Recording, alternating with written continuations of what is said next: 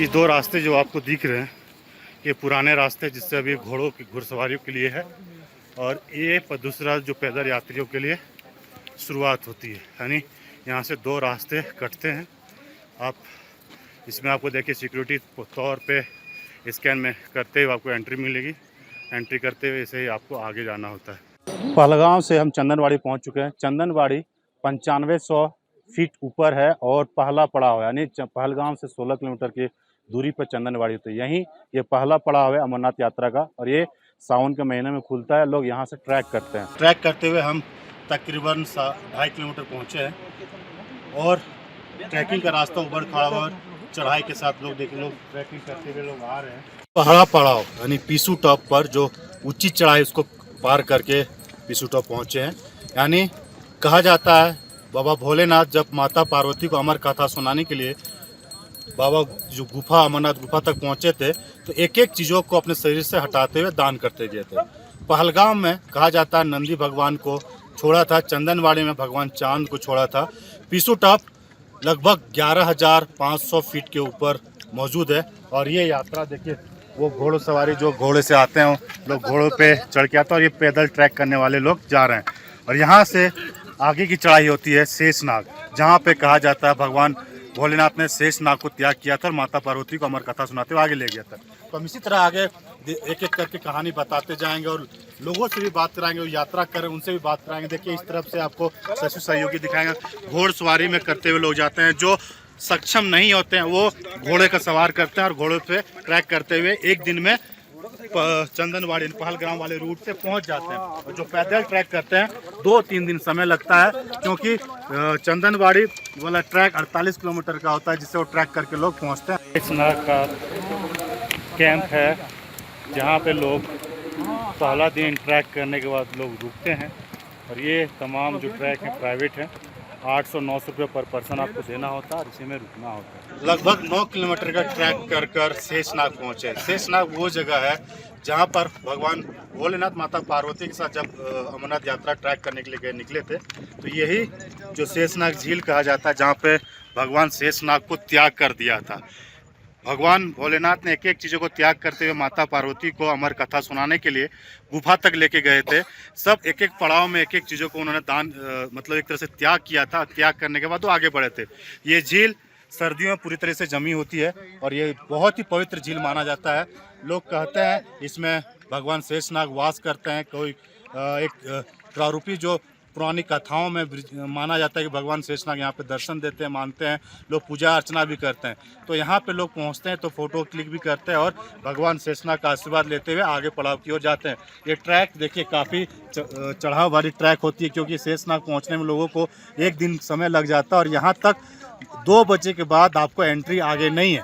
तो जो भी यात्री आते हैं 2 बजे तक इस जो कैंप है, एक चेक पोस्ट है थोड़े से आगे, उस चेक पोस्ट को क्रॉस करना होता है। अगर वो 2 बजे तक चेक पोस्ट को क्रॉस नहीं करते हैं, रात में यहाँ पे सोने की व्यवस्था होती है, टेंट लेना होता है जो 800-900 रुपये पर पर्सन का टेंट होता है, उसमें रुकते हैं। फिर दूसरे दिन का वो ट्रैक शुरू करते हैं। लेकिन हम यहाँ पे लगभग 9:30 बजे है अभी, और 9 किलोमीटर का ट्रैक करते हुए हम शेषनाग पहुँच चुके हैं। और यहाँ से हम आगे पंचतरणी तक पहुँचेंगे, जहाँ पे पंचभूत को भगवान भोलेनाथ ने त्याग किया था। तमाम तस्वीरों को दिखाते हुए आगे बढ़ेंगे। और इसी तरह ये रास्ते जो ट्रैकिंग है देख सकते हैं, घोड़े में सवार होकर लोग जा रहे हैं। जो ट्रैक नहीं कर पा रहे हैं घोड़े में चलते हुए जाते हैं। और पूरे रास्ता कठिन रास्ते, ऊपर में पहाड़ी, नीचे में खाई, और ऊपर में देखिए ग्लेशियर थोड़े थोड़े आपको नजर आएंगे कि इस पर ग्लेशियर नहीं है। तो लोग थोड़ी सी गर्माहट महसूस करें, लेकिन भगवान भोलेनाथ का आशीर्वाद लेने के लिए यहाँ से ट्रैक करते हुए आगे की ओर बढ़ते हैं। शेषनाग का कैंप है जहाँ पे लोग पहला दिन ट्रैक करने के बाद लोग रुकते हैं। और ये तमाम जो ट्रैक है प्राइवेट है, 800-900 रुपये पर पर्सन आपको देना होता है और इसी में रुकना होता है। लगभग 9 किलोमीटर का ट्रैक कर शेषनाग पहुँचे। शेषनाग वो जगह है जहाँ पर भगवान भोलेनाथ माता पार्वती के साथ जब अमरनाथ यात्रा ट्रैक करने के लिए निकले थे, तो यही जो शेषनाग झील कहा जाता है, जहाँ पे भगवान शेषनाग को त्याग कर दिया था। भगवान भोलेनाथ ने एक एक चीज़ों को त्याग करते हुए माता पार्वती को अमर कथा सुनाने के लिए गुफा तक लेके गए थे। सब एक एक पड़ाव में एक एक चीज़ों को उन्होंने दान मतलब एक तरह से त्याग किया था। त्याग करने के बाद वो आगे बढ़े थे। ये झील सर्दियों में पूरी तरह से जमी होती है और ये बहुत ही पवित्र झील माना जाता है। लोग कहते हैं इसमें भगवान शेषनाग वास करते हैं। कोई एक प्रारूपी जो पुरानी कथाओं में माना जाता है कि भगवान शेषनाग यहाँ पे दर्शन देते हैं, मानते हैं लोग, पूजा अर्चना भी करते हैं। तो यहाँ पे लोग पहुँचते हैं तो फ़ोटो क्लिक भी करते हैं और भगवान शेषनाग का आशीर्वाद लेते हुए आगे पड़ाव की ओर जाते हैं। ये ट्रैक देखिए काफ़ी चढ़ाव वाली ट्रैक होती है, क्योंकि शेषनाग पहुँचने में लोगों को 1 दिन समय लग जाता है और यहाँ तक 2 बजे के बाद आपको एंट्री आगे नहीं है।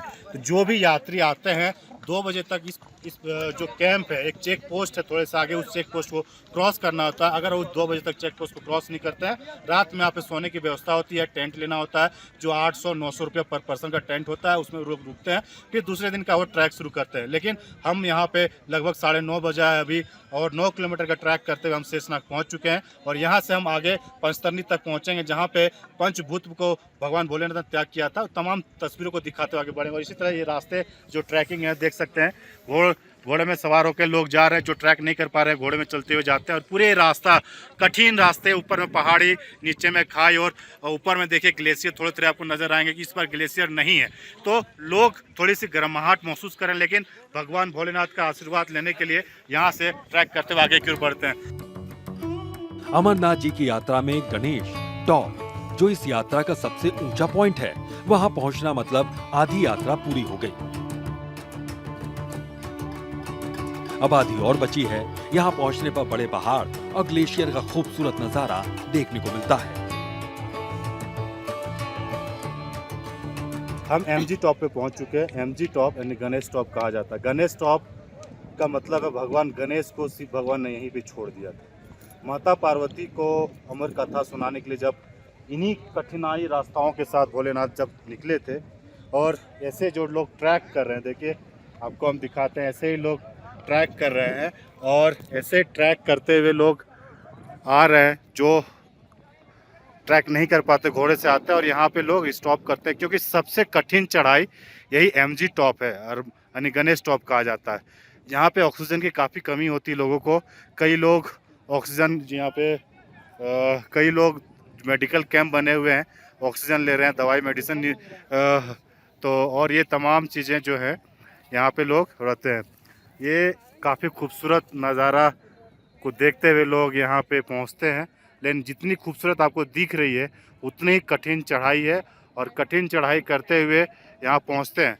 यानी ये जो तस्वीर आप देख पा रहे हैं ऊपर में, जो आईटीबीपी और जो फोर्स के जवान है सुरक्षा व्यवस्था में तैनात है ताकि कुछ भी अनहोनी ना हो, और ये तमाम चीज़ें को देखते हुए लोग आगे पहुँच रहे हैं। और ये तस्वीर हम आपको जो दिखा रहे थे, भारत 24 का जो टीम है, एक एक चीज़ को आपको बताते हुए बाबा बर्फानी की गुफा तक लेके जाएंगे, अमर कथा जहाँ पे माता पार्वती को सुनाया था, और वहाँ पे तक लेके जाएंगे। लेकिन अभी जो एमजी टॉप में मौजूद है, गणेश टॉप में, ये गणेश टॉप भगवान गणेश को यहीं छोड़े थे और यहाँ से फिर भोलेनाथ माता पार्वती को लेके गए थे। ये सबसे पुरानी रास्ता है और इसी में लोग जाना पसंद करते हैं, क्योंकि इसी रास्ता के बारे में जानते हैं। 2 रास्ता है, एक बालटाल, दूसरा पहलगाम। बालटाल एक जो खड़ी चढ़ाई 14 किलोमीटर की चढ़ाई होती है, एक दिन में दर्शन करके आप नीचे आ सकते हैं। लेकिन पहलगाम का रूट जो है आपको 3 दिन लगता है, पैदल ट्रैक करते हैं, घोड़े से जाते हैं, दूसरे दिन में दर्शन करने के बाद बालटाल से लोग नीचे आ जाते हैं। तो कठिन चढ़ाई है और इसी तरह से चढ़ाइयों जो खूबसूरत आपको ग्लेशियर भी नजर आ रहे होंगे, पहाड़ के ऊपर ग्लेशियर नजर आ रहे होंगे।